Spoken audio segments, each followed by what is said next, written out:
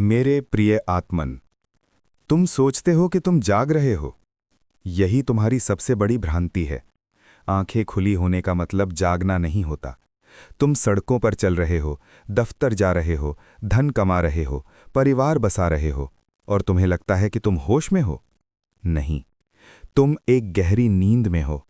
तुम एक सपना देख रहे हो, और मजे की बात यह है कि तुम्हारे सपने में पूरी भीड़ तुम्हारे साथ शामिल है। जब पूरी भीड़ सो रही हो तो नींद एक सामान्य बात मालूम पड़ती है। जब सब बीमार हों तो बीमारी ही स्वास्थ्य मालूम पड़ने लगती है। गौर से देखना, तुम्हारी पीड़ा, तुम्हारा दुख, तुम्हारी चिंताएं, ये सब इस बात का प्रमाण है कि तुम सो रहे हो। क्योंकि जो जाग जाता है उसके जीवन से दुख ऐसे विदा हो जाता है जैसे सुबह होते ही रात का अंधेरा। लेकिन तुम जागना नहीं चाहते। नींद में एक सुविधा है। नींद में तुम्हें अपने आप का सामना नहीं करना पड़ता। नींद में तुमने जो अपना एक झूठा चेहरा बना रखा है, तुम्हारा अहंकार, तुम्हारा नाम, तुम्हारी प्रतिष्ठा, वो सुरक्षित रहता है। जागने का अर्थ है उस झूठे चेहरे का टूट जाना, और तुम उससे डरते हो। आज मैं तुमसे उसी नींद को तोड़ने की बात करना चाहता हूं। मैं तुम्हें सांत्वना देने नहीं आया हूं। समाज में, मंदिरों में, मस्जिदों में जो लोग बैठे हैं, वे तुम्हें सांत्वना दे रहे हैं। वे तुम्हें थपकियां देकर सुला रहे हैं। वे कहते हैं, राम राम जपो, सब ठीक हो जाएगा। मैं तुमसे कहता हूं, कुछ ठीक नहीं होगा। जब तक तुम भीतर से नहीं बदलोगे, तुम्हारे राम राम जपने से सिर्फ तुम्हारे होंठ थकेंगे। तुम्हारी चेतना का कोई रूपांतरण नहीं होगा। मैं तुम्हें सांत्वना नहीं, मैं तुम्हें झकझोरने आया हूं। मैं तुम्हारी नींद में खलल डालने आया हूं। जरा सोचो, तुमने अब तक जो भी जीवन जिया है, क्या वो तुम्हारा अपना है? नहीं।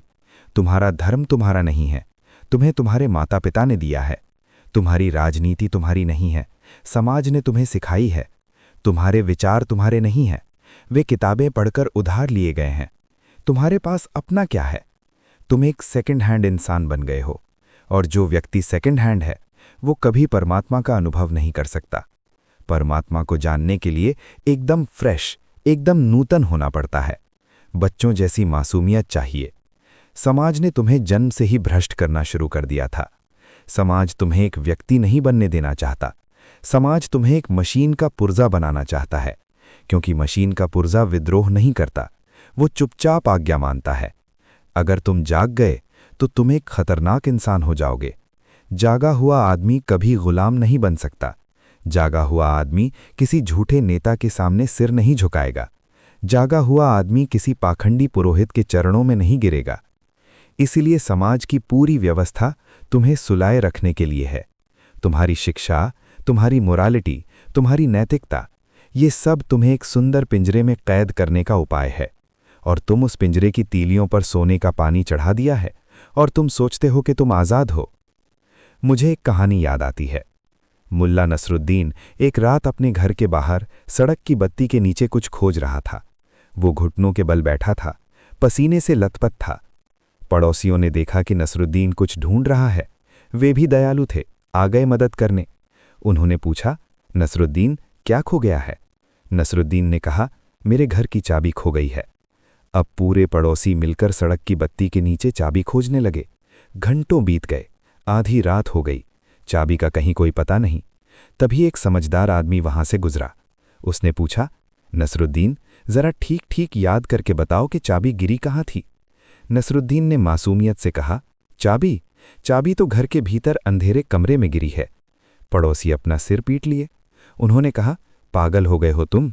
जब चाबी घर के भीतर अंधेरे में गिरी है तो तुम उसे यहां बाहर सड़क पर बत्ती के नीचे क्यों खोज रहे हो? नसरुद्दीन ने जो जवाब दिया उसे गौर से सुनना। नसरुद्दीन ने कहा, तुम लोग पागल हो। घर के भीतर घुप अंधेरा है, वहां कैसे खोजूंगा?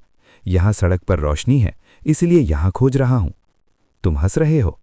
तुम नसरुद्दीन पर मत हंसना। ये नसरुद्दीन की कहानी नहीं है, ये तुम्हारी कहानी है।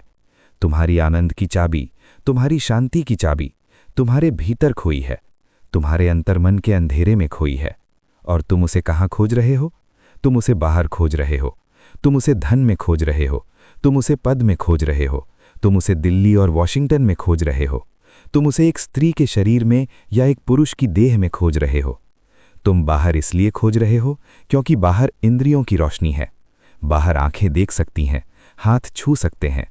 भीतर जाने में डर लगता है, भीतर अंधेरा है। आंखें बंद करते ही विचारों का एक शोरगुल सुनाई देता है। तुम घबरा जाते हो और फिर बाहर की तरफ भागते हो। लेकिन याद रखना, तुम जन्मों जन्मों तक बाहर खोजते रहो, वो चाबी तुम्हें नहीं मिलेगी, क्योंकि वो वहां गिरी ही नहीं है जहां तुम उसे खोज रहे हो। सुख कोई ऐसी वस्तु नहीं है जिसे तुम बाजार से खरीद सको। आनंद कोई ऐसी चीज नहीं है जो कोई दूसरा तुम्हें दे सके। आनंद तुम्हारा स्वभाव है, वो तुम्हारी अपनी सत्ता है। और तुमने बाहर क्या खोजा है? तुमने प्रेम खोजा। लेकिन जिसे तुम प्रेम कहते हो वो प्रेम है ही नहीं। वो केवल तुम्हारी जरूरत है, तुम्हारी वासना है। दो भिखारी जब आपस में मिलते हैं तो दोनों सोचते हैं कि दूसरा उन्हें कुछ दे देगा। पति सोचता है पत्नी सुख देगी, पत्नी सोचती है पति सुख देगा। दोनों के पास सुख नहीं है, दोनों भीतर से खाली हैं और दोनों एक दूसरे से मांग रहे हैं।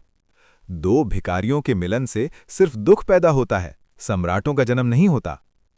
असली प्रेम तब पैदा होता है जब तुम अपने भीतर इतने आनंदित हो, इतने पूर्ण हो कि तुम्हें दूसरे की कोई जरूरत नहीं रह जाती। प्रेम कोई नीड नहीं है, प्रेम तो एक शेयरिंग है। जब तुम्हारे भीतर आनंद का झरना बहने लगता है तो वो छलक कर दूसरों तक पहुंचने लगता है, तुम उसे रोक नहीं पाते।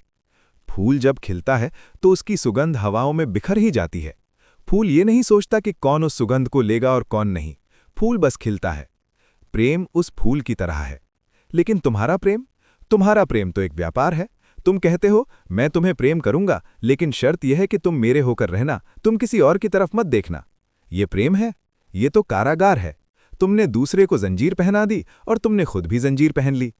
जहां अधिकार है वहां प्रेम नहीं हो सकता, और जहां प्रेम है वहां कैसी शर्त, वहां कैसी मांग। प्रेम तो मुक्ति देता है, प्रेम दूसरे को आजाद करता है। अगर तुम किसी से सच में प्रेम करते हो तो तुम चाहोगे कि वो अपनी पूर्णता को उपलब्ध हो, चाहे वो तुम्हारे साथ हो या किसी और के साथ। पर ऐसा प्रेम तभी फलित होता है जब भीतर का अहंकार मिट जाए। ये अहंकार क्या है? मैं हूं, बस इसी धारणा का नाम अहंकार है। तुम कभी एकांत में बैठना, आंखें बंद करना और खुद से पूछना, मैं कौन हूं? तुम्हारे भीतर से जवाब आएंगे। मैं एक डॉक्टर हूं, मैं एक इंजीनियर हूं, मैं हिंदू हूं, मैं मुसलमान हूं, मैं फलां का बेटा हूं, मैं फलां का पति हूं। ये सब जवाब झूठे हैं, ये सब लेबल हैं जो समाज ने तुम्हारे माथे पर चिपका दिए हैं। जब तुम पैदा हुए थे तब तुम हिंदू थे या मुसलमान? तब तुम डॉक्टर थे या क्लर्क? तुम बस एक शुद्ध चेतना थे, एक खाली कोरा कागज। अहंकार उस कूड़े का नाम है जो तुमने दूसरों से इकट्ठा कर लिया है, और अब तुम उस कूड़े के ढेर पर बैठकर खुद को राजा समझ रहे हो। अहंकार मन का ही खेल है, और मन क्या है? मन केवल अतीत और भविष्य का जोड़ है। या तो तुम उन बातों के बारे में सोच रहे हो जो बीत चुकी हैं, कि उसने मेरा अपमान किया था, मेरे साथ ये बुरा हुआ था, या फिर तुम भविष्य की योजनाएं बना रहे हो कि कल मैं ये करूंगा, परसों मैं वो मकान खरीदूंगा। मन कभी वर्तमान में नहीं होता, और परमात्मा, आनंद, अस्तित्व, वो हमेशा वर्तमान में है, इसी क्षण में है, हियर एंड नाउ। जिस क्षण तुम पूरी तरह वर्तमान में आ जाते हो, मन मर जाता है, मन ठहर जाता है, और जहां मन ठहरता है वहीं ध्यान का जन्म होता है। ध्यान का अर्थ है विचारों के प्रति जाग जाना, विटनेसिंग, साक्षी भाव। लोग मुझसे पूछते हैं, ओशो ध्यान कैसे करें? हम आंख बंद करके बैठते हैं तो और ज्यादा विचार आते हैं। मैं उनसे कहता हूं, विचारों से लड़ो मत। मन से जो लड़ता है वो मन का ही गुलाम हो जाता है। तुम विचारों को रोक नहीं सकते, तुम बस किनारे पर खड़े होकर उन्हें बहते हुए देखो, जैसे आसमान में बादल घिरते हैं। तुम जमीन पर लेटकर बादलों को देखते हो। तुम बादलों से ये नहीं कहते कि काले बादल मत आओ, सफेद बादल आओ, तुम बस देखते हो। वैसे ही आंखें बंद करो और अपने भीतर चल रहे विचारों को देखो। अच्छा विचार आए तो उसे पकड़ो मत, बुरा विचार आए तो उसे भगाओ मत। तुम सिर्फ एक दर्शक बन जाओ, एक वॉचर। एक बहुत प्यारी घटना है। महान सूफी फकीर हुआ बायजीद बुस्तामी। बायजीद के जीवन का अंतिम क्षण था। वो मृत्युशैया पर लेटा था। उसके शिष्य चारों तरफ बैठे रो रहे थे। बायजीद अचानक जोर जोर से हंसने लगा। शिष्यों ने पूछा, आप हंस रहे हैं? मौत सामने खड़ी है और आप हंस रहे हैं? बायजीद ने अपनी आंखें खोली और कहा, मैं इसलिए हंस रहा हूं क्योंकि मौत मुझे खोजने आई है और मैं यहां हूं ही नहीं। मैं तो कब का मिट चुका हूं। मौत उसे मार सकती है जिसके भीतर मैं बचा हो। मेरे भीतर तो सिर्फ परमात्मा बचा है। अब मौत किसे मारेगी? मौत खुद हार गई है मेरे सामने। ये है धर्म। धर्म कोई मंदिर में जाकर घंटी बजाना नहीं है। धर्म है अपने भीतर के उस मैं को विदा कर देना, शून्य हो जाना। मैं तुम्हें उसी शून्यता की तरफ बुला रहा हूं। छोड़ो इन व्यर्थ की दौड़ों को, छोड़ो इस दुनिया की महत्वाकांक्षाओं को। क्या पालोगे तुम? सिकंदर भी जब मरा था तो उसके हाथ कब्र से बाहर लटके हुए थे। उसने अपने वजीरों से कहा था कि मेरे हाथ कफन के बाहर रखना, ताकि दुनिया देख सके कि जो सिकंदर पूरी दुनिया को जीतने निकला था वो भी खाली हाथ जा रहा है।